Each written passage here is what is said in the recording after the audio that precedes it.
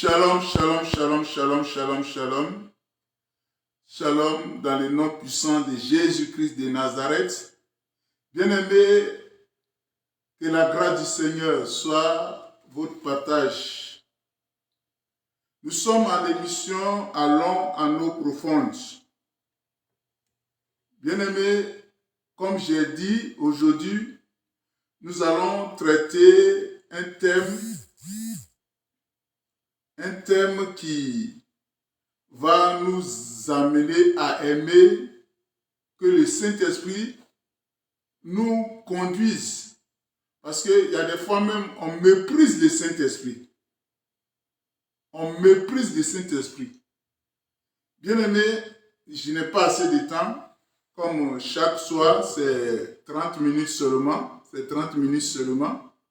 Mais je vais m'efforcer à quand même dire beaucoup de choses. Il faut savoir aussi gérer le temps qu'on nous donne. L'œuvre du Saint-Esprit en Jésus est dans la vie des premiers disciples. L'œuvre du Saint-Esprit en Jésus est dans la vie des premiers disciples. Bien-aimé, ce que tu dois savoir, le Saint-Esprit, il est Dieu. Il n'y a pas de débat dans ça. Il n'y a pas de débat. Le Saint-Esprit, il est Dieu. C'est pourquoi, parmi tous les noms qu'on va lui donner, on dit l'Esprit de Dieu, l'Esprit de Jésus, l'Esprit du Père, le Saint-Esprit est Dieu. Je vais aborder les termes, l'œuvre du Saint-Esprit en Jésus et dans la vie des premiers disciples. Bien-aimé, ce que tu dois savoir, le Seigneur Jésus a été assisté par le Saint-Esprit au travers de toute sa vie, de toute sa carrière ici-bas. Il a été assisté par l'Esprit de Dieu. Il a été assisté par l'Esprit de Dieu. Bien-aimé, on va aller pas à pas. Parce que même les serviteurs de Dieu que nous sommes, il y a des fois, quand le Saint-Esprit veut se manifester, on coupe le mouvement du Saint-Esprit. C'est pas bon. C'est pas du tout bon. Bien-aimé, Jésus-Christ a été conçu par le Saint-Esprit. Déjà même à la conception, par sa conception.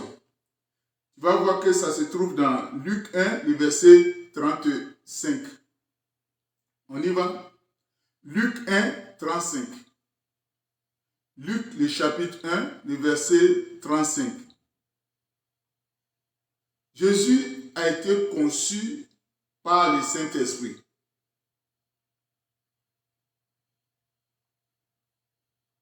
Luc 1, 35 nous dit quoi?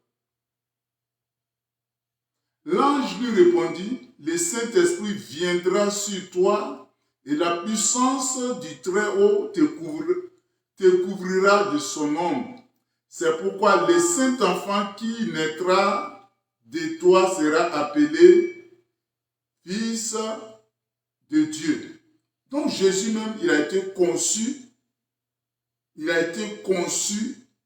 par le Saint-Esprit.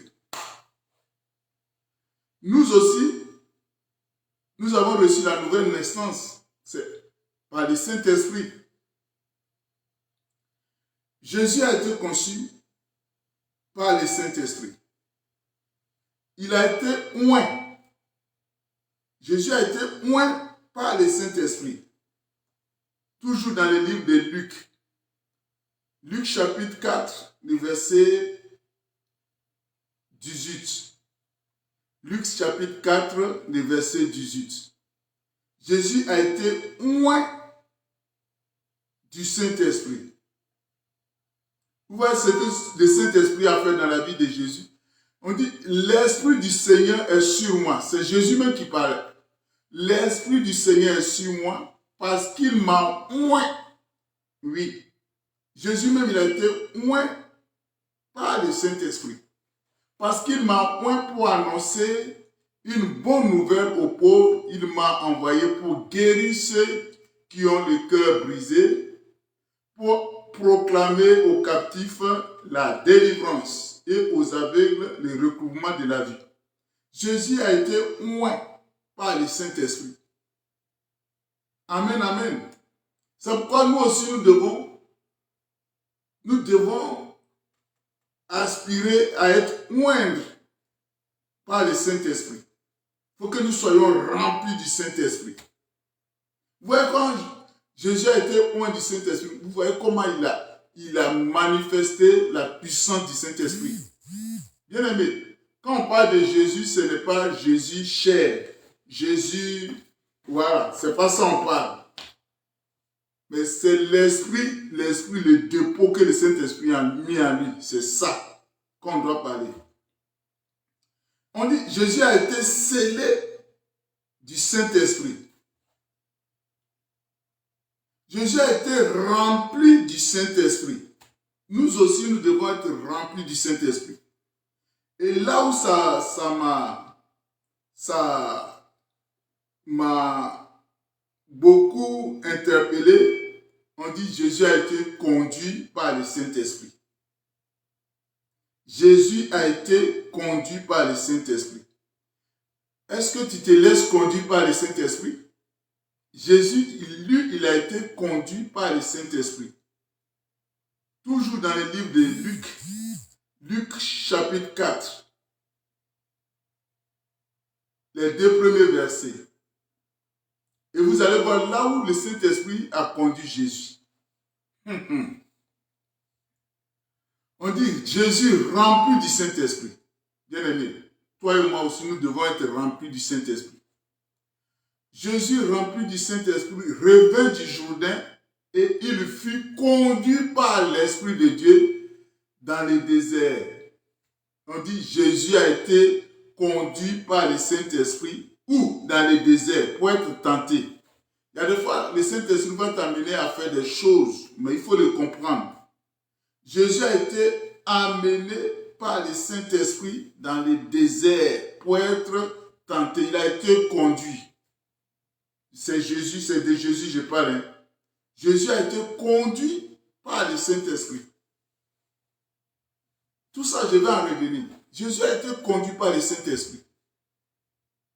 Est-ce que tu te laisses conduire par le Saint-Esprit? C'est tout le monde.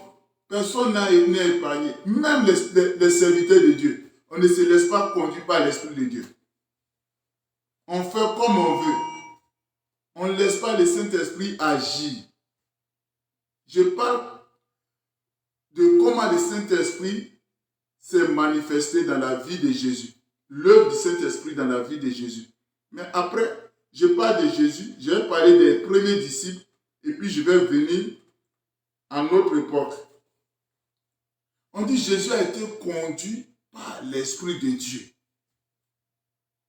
Est-ce que tu te laisses conduire par l'Esprit de Dieu?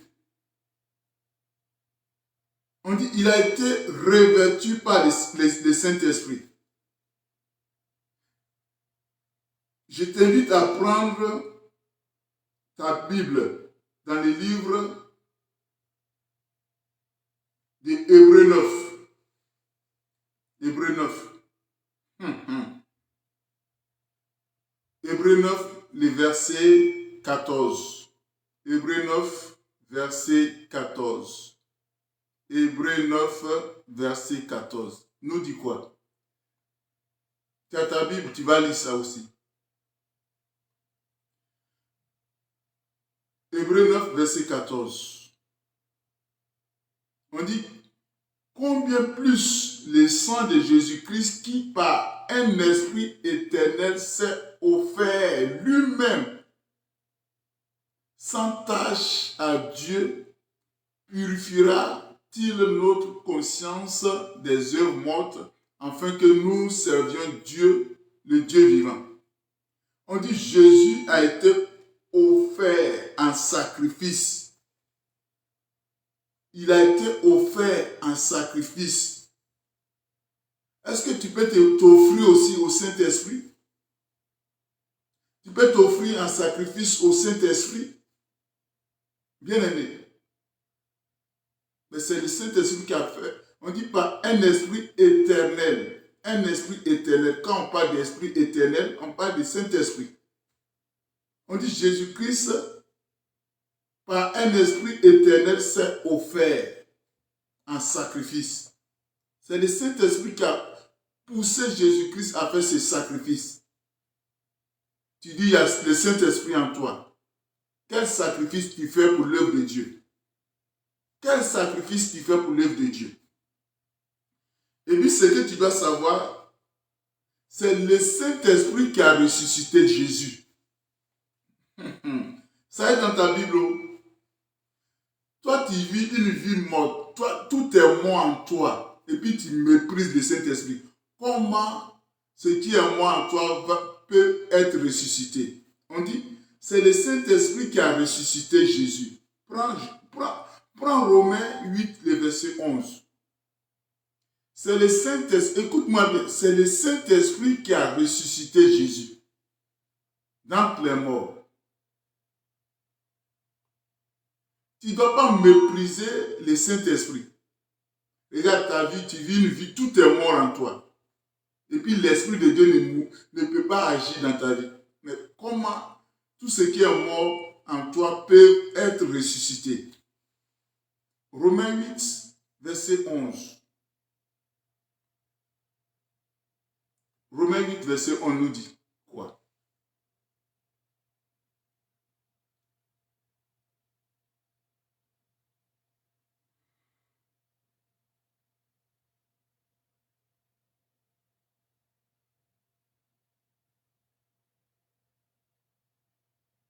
Romains 8, verset 11. Tu as trouvé? Soyez un peu rapide. C'est toi, j'attends. Si tu as trouvé, tu me dis. Je vous suis aussi ici. Romains 8, verset 11 dit quoi? Ok. Et si l'esprit de celui qui a ressuscité Jésus-Christ d'entre les morts habite en vous. Oh, merci Seigneur.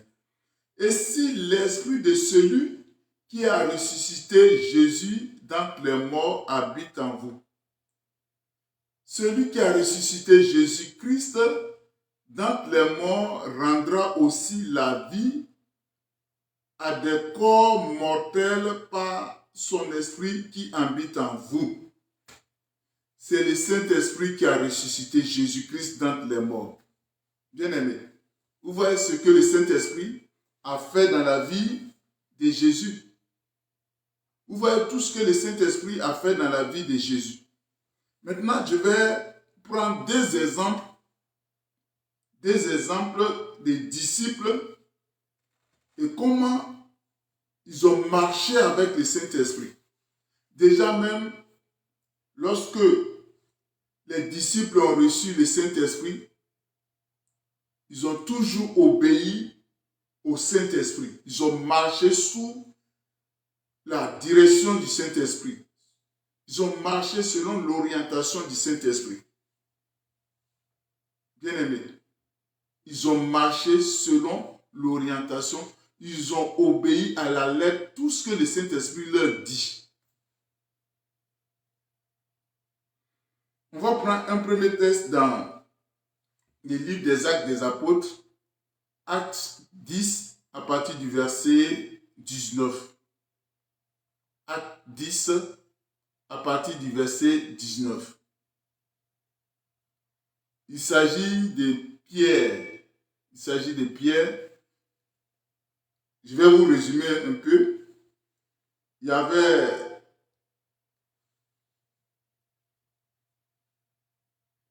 Pierre qui avait reçu en vision une natte où il y avait des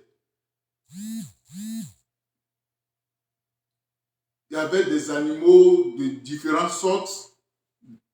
Et Dieu a dit à Pierre de tuer et de manger.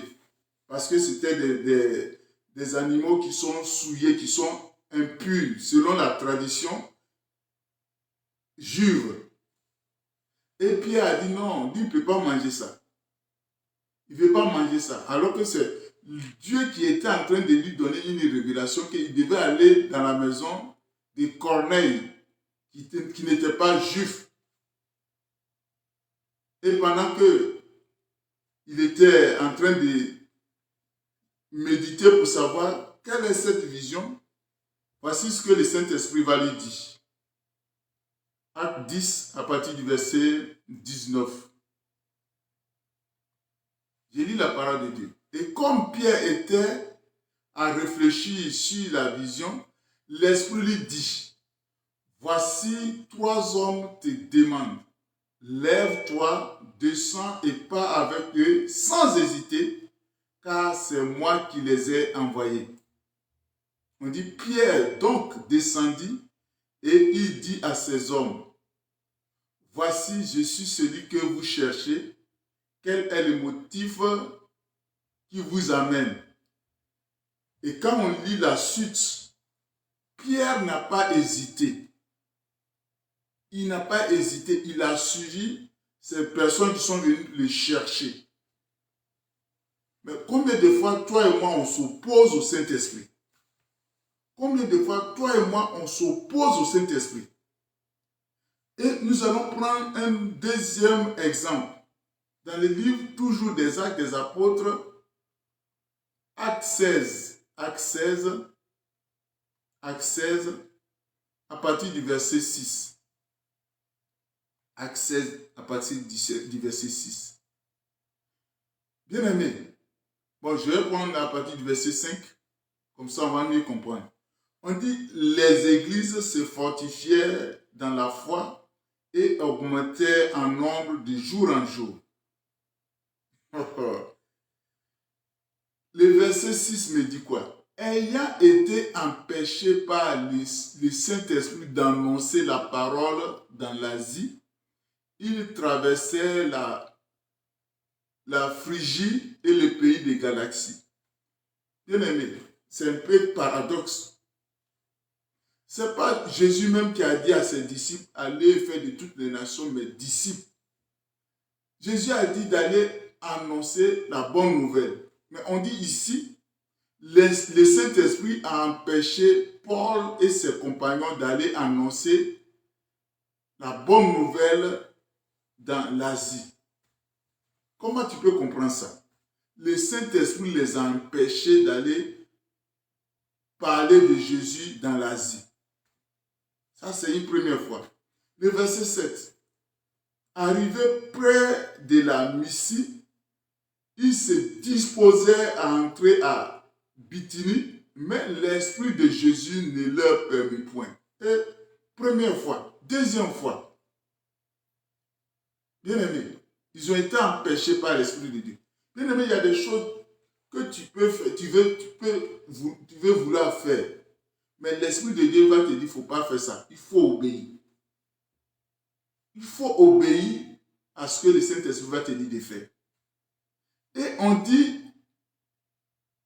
il franchit alors la Mysie et descendit à Troie. Pendant la nuit, Paul eut une vision. Un Macédonien lui apparut et il lui fit cette prière. Passe en Macédoine, secours-nous. Et la Bible nous dit, après cette vision de Paul, nous cherchâmes aussitôt à nous rendre en Macédoine, concluant que le Seigneur nous appelait à y annoncer la bonne nouvelle. Est-ce que tu as compris? Par 2 reprises, le Saint-Esprit les avait empêchés. Ils ont obéi. Et c'est en vision, Dieu les a orientés là où ils devaient aller. Sinon, aller parler de Jésus, c'est bien. Mais est-ce que là où tu vas aller là, c'est pas la chair? Il y a des fois, Dieu ne t'envoie pas, mais comme toi-même, tu prends la résolution d'aller, la moisson ne sera pas abondante. Mais c'est pendant la nuit, dans la vision, Paul a conclu que c'est là où Dieu voulait les amener. Et ils ont obéi. Bien aimé. Est-ce que toi et moi, on obéit à la direction du Saint-Esprit? Et on fait beaucoup d'erreurs. Je reviens maintenant à notre époque, à notre niveau maintenant. Combien sont les serviteurs, les servants de Dieu? Combien sont les enfants de Dieu qui n'obéissent plus au Saint-Esprit? Je sais que toi et moi, nous faisons partie. Même il y a des fois, au cours de nos cultes,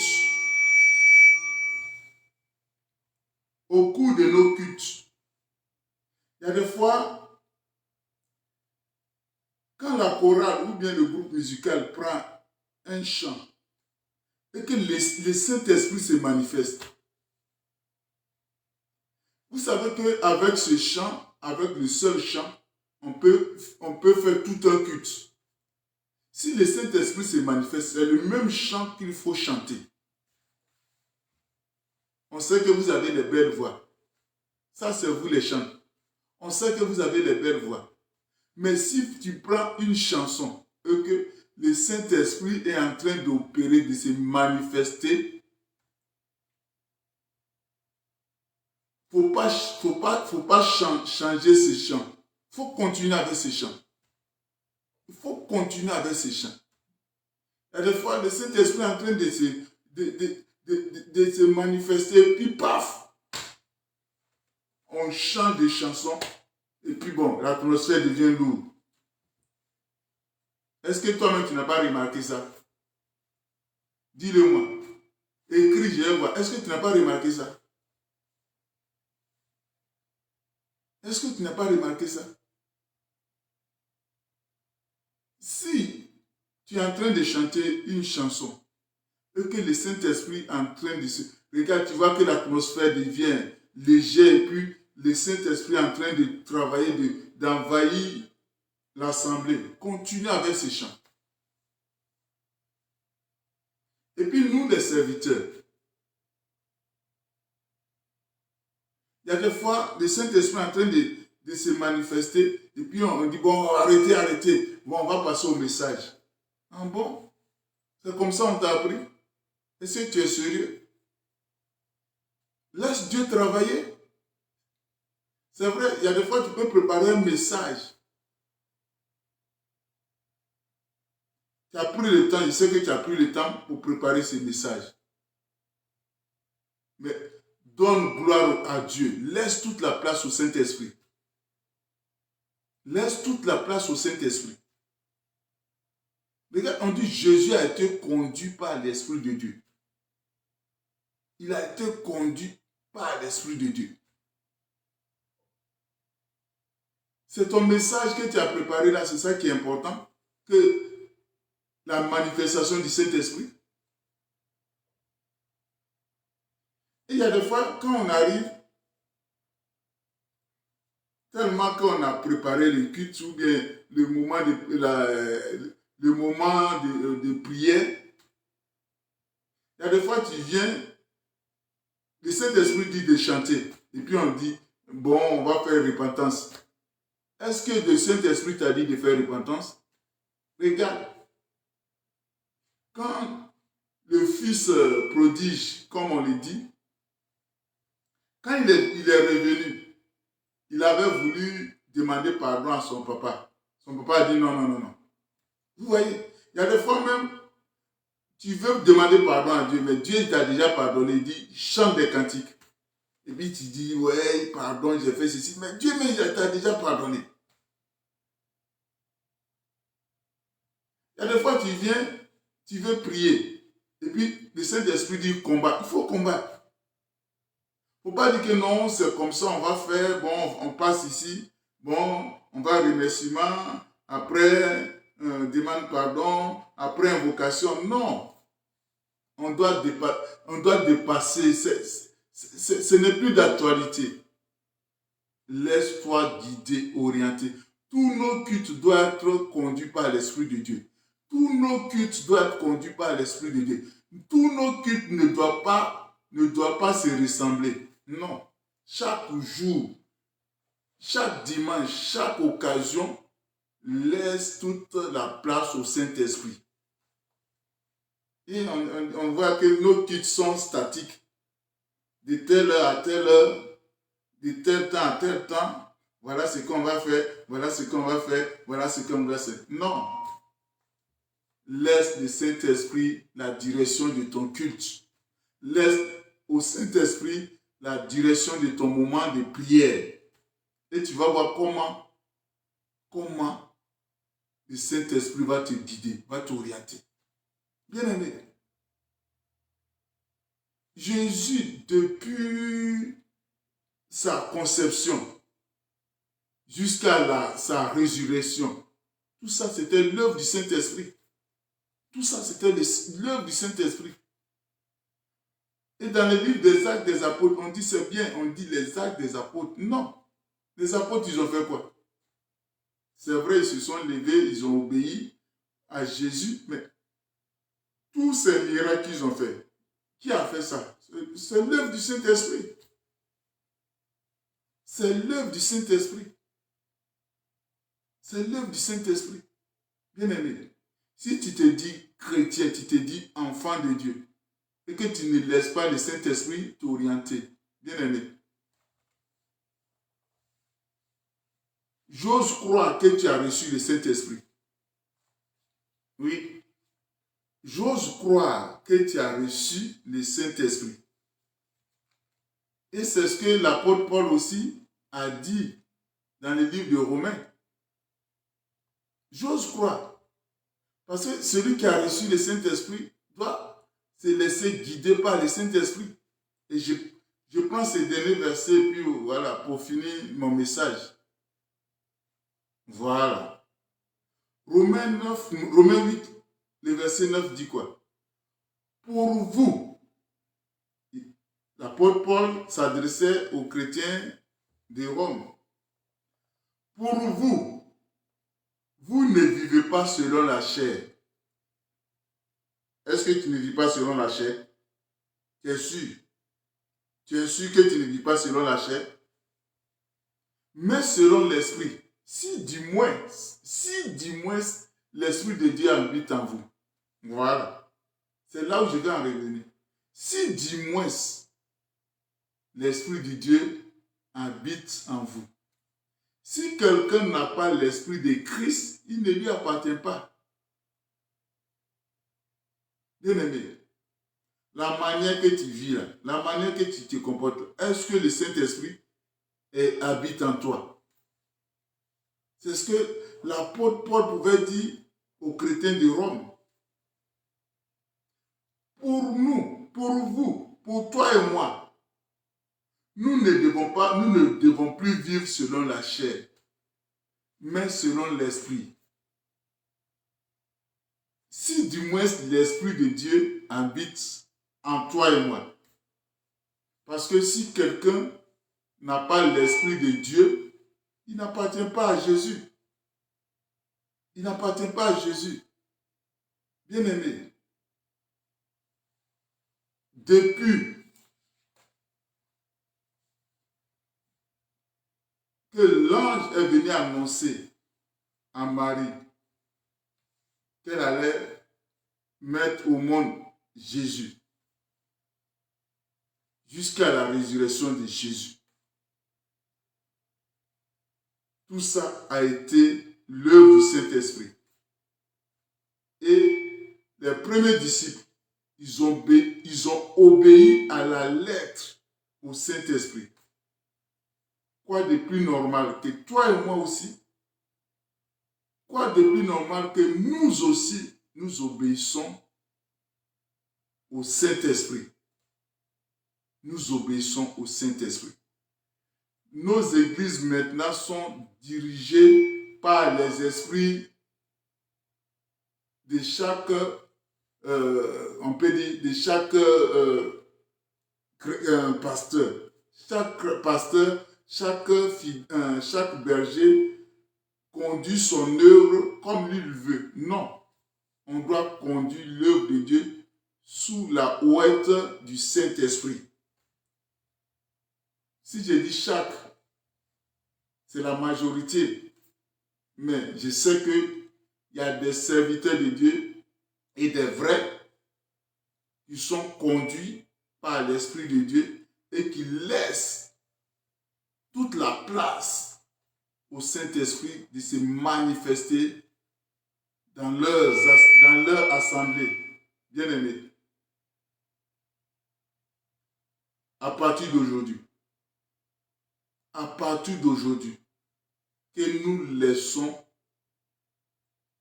laissons toute la place au Saint-Esprit dans nos moments d'adoration.